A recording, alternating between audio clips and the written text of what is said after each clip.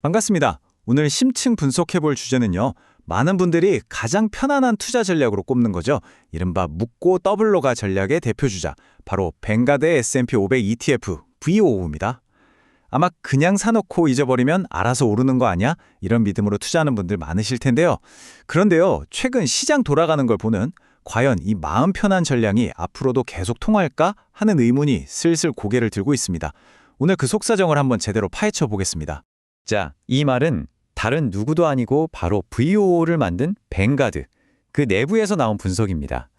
예전 같은 낙관론은 좀 사라지고 투자자들이 앞날을 확신하지 못한 채 그야말로 바짝 긴장하고 있다는 거죠. 이게 뭘 의미하겠어요? 작은 충격 하나에도 시장 전체가 크게 휘청거릴 수 있는 그런 불안한 환경이 만들어지고 있다는 아주 중요한 신호입니다. 그런데 여기서 정말 재미있는 지점에 나와요. 시장에 대한 불안감은 이렇게 커지고 있는데 정작 가장 단순 무식해 보이는 이 묻고 가 전략의 인기는 전혀 식을 줄을 모른다는 겁니다. 바로 이 모순점, 오늘 우리가 파고들어야 할 핵심 질문이 바로 여기에 있습니다. 아니, 도대체 VOO가 어떤 매력이 있길래 이토록 강력한 믿음을 얻게 된 걸까요? 먼저 그 성공의 핵심 공식부터 한번 살펴보겠습니다. 개념은 아주 간단합니다. VOO를 하나 산다는 건요, 미국 경제를 대표하는 선수 500명을 한꺼번에, 그것도 한 주만 사도 전부 쇼핑하는 것과 똑같습니다. 우리가 어떤 기업이 좋은지 일일이 고를 필요 없이 미국 대기업 전체에 아주 쉽게 분산 투자하는 효과를 내는 거죠. 네, 이 비유가 정말 딱 들어맞습니다. 여러 회사에서 사실 비슷한 S&P 500 자유이용권을 팔고 있거든요.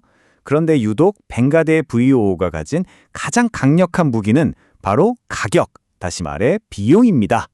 VOO의 진짜 무기는 바로 이겁니다. 압도적으로 낮은 비용 구조. 보세요. 가장 유명한 경쟁 상품인 SPY의 운용 부수가 0.09%인데 VOO는 고작 3분의 1 수준인 0.03%예요. 이 0.06%포인트 차이, 이게 별거 아닌 것 같죠? 아닙니다. 이게 수십 년 동안 복리로 쌓이면요, 우리 은퇴 계좌에서 수천만 원의 차이를 만들어낼 수 있는 절대 무시 못할 숫자입니다. 그런데 말이죠, 이렇게 싸고 좋은 게 최고라는 단순한 공식에 최근 들어 균열이 보이기 시작했습니다. 실제 성과를 한번 들여다볼까요? 네, 화면에 나온 숫자 잘못 보신 게 아닙니다.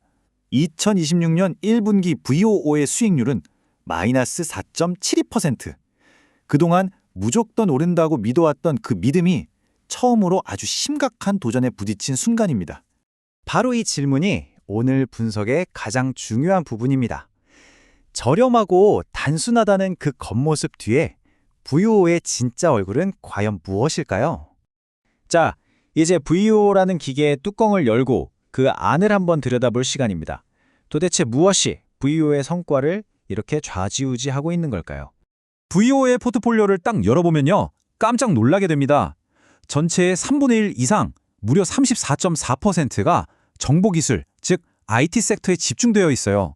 이게 무슨 뜻이냐면 VOO가 더 이상 미국 경제 전체를 골고루 담은 바구니가 아니라 특정 기술주들의 성과에 따라서 전체가 흔들리는 그런 구조를 갖게 됐다는 겁니다. 그리고 그 기술 섹터를 이끄는 건 바로 우리에게 너무나 익숙한 이 5개 기업입니다. 엔비디아, 애플, 마이크로소프트, 알파벳, 아마존. 정말 놀라운 건요, 500개 기업 중에 이 딱 5개 기업이 VOO 전체에서 차지하는 비중이 30%가 넘는다는 사실입니다. 시가총액이 크면 클수록 더 많이 담는 방식 때문에 나머지 495개 기업을 다 합친 것보다 이 5개 공룡 기업의 영향력이 훨씬 더 막강해져 버린 거죠. 바로 이 지점이 결정적입니다. 이제 우리가 S&P 500을 산다는 건요, 더 이상 미국 경제 전체에 수동적으로 패시브하게 투자하는 게 아니라는 겁니다. 사실상 소수의 빅테크 기업들의 미래에 아주 적극적으로 베팅하는 것과 똑같은 행위가 되어버린 거죠. 자, 이제 이야기의 클라이맥스로 가보겠습니다. VOO를 만든 장본인인 뱅가드는 자기네 대표 상품을 쥐락펴락하는 이 기술주들에 대해 과연 어떻게 생각하고 있을까요? 상식적으로는 당연히 그래야겠죠. 자기가 만든 상품의 핵심 전략을 가장 좋게 평가해야 하는 거 아니겠어요? 그런데 현실은 우리의 생각과 좀 달랐습니다. 이게 바로 뱅가드가 직접 내놓은 어떻게 보면 충격적인 경고입니다. VOO의 심장이라고 할 수 있는 미국 성장주, 그러니까 바로 그 기술주들보다 오히려 상대적으로 저평가된 가치주나 아예 미국 밖 해외 주식이 더 유망하다는 의견을 공식적으로 밝힌 겁니다. 이건 뭐 자기네 대표 상품의 엔진에 경고등이 켜졌다고 스스로 인정한 셈이나 마찬가지입니다. 이 경고는 그냥 하는 말이 아닙니다. 뱅가드의 데이터 분석을 보면 더 섬뜩한데요. 만약에 지금 시장을 이끄는 이 AI 열풍이 시장 기대에 못 미칠 경우 앞으로 10년 동안 미국 시장이 거의 성장하지 못하거나 심지어 마이너스 수익률을 기록할 확률이 무려 30%에 달한다는 겁니다. 셋 중 한 번은 장기 침체를 겪을 수 있다는 정말 의미심장한 경고인 거죠. 자, 그럼 이제 결론으로 넘어가 보죠. VOO 투자를 둘러싼 이 새롭고 훨씬 더 복잡해진 현실을 한번 정리해 볼 시간입니다. 이 비교표 하나가 모든 걸 말해줍니다. 과거에 우리가 알던 VOO는요, 미국 경제 전체에 골고루 투자하는 분산된 안전빵 전략이었습니다.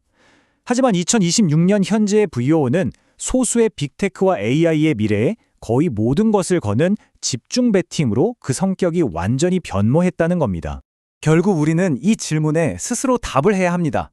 지금 내가 S&P 500을 사는 이 행위가 과연 예전처럼 시장 전체에 투자하는 수동적인 행위일까요? 아니면 나도 모르는 사이에 AI의 미래에 올인하는 적극적인 베팅이 되어버린 걸까요? 오늘 분석이 여러분의 포트폴리오를 새로운 관점에서 다시 한번 점검해보는 중요한 계기가 되기를 바랍니다.